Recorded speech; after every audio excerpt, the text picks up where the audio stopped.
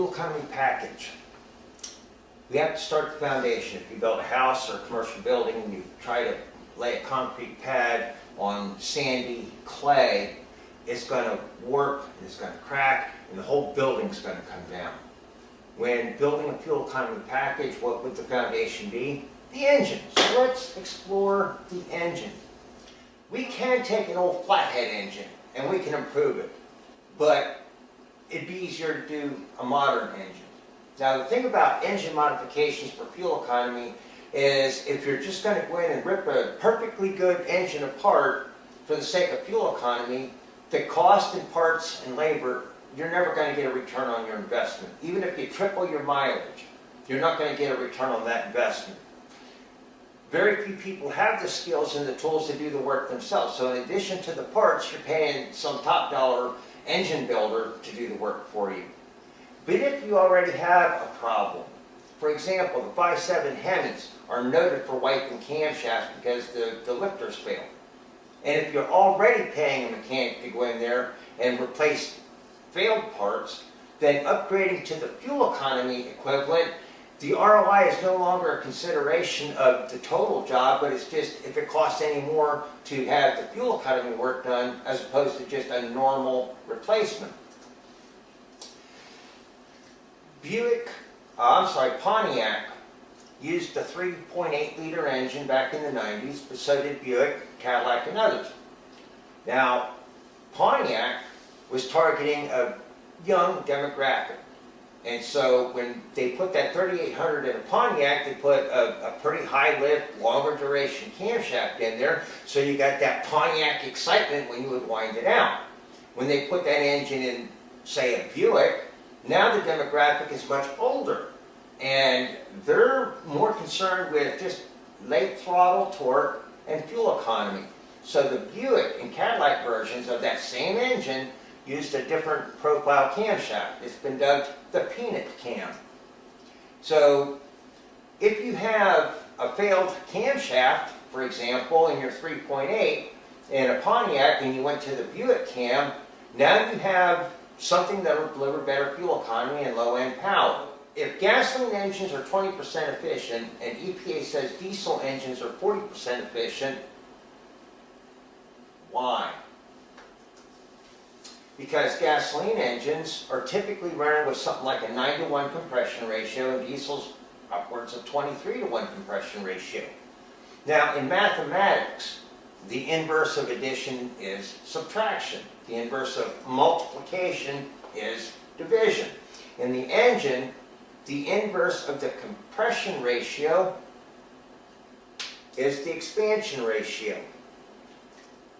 And what that means is, if you have a 9-to-1 compression ratio, you're going to take 9 volumes of air and compress it to 1 volume. When the spark plug goes off, now you're going to take that 1 volume and you're going to allow 9 volumes of expansion. Whereas the heat creates pressure, you got 9 volumes worth of room for it to do some useful work. Again, diesel upwards of 23 times.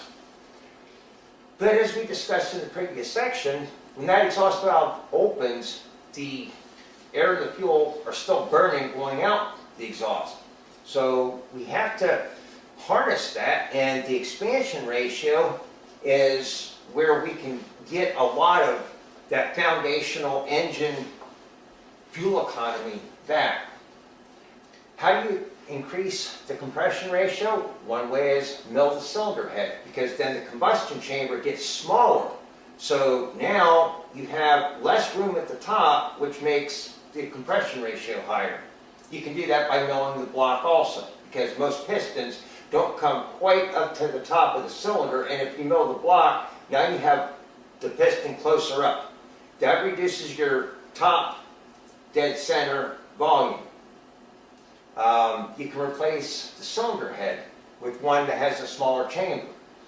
Chevy 305 head on a Chevy 350, or a Chrysler 318 head on a 360. You can do custom pistons, or a lot of aftermarkets will have higher compression pistons off the shelf.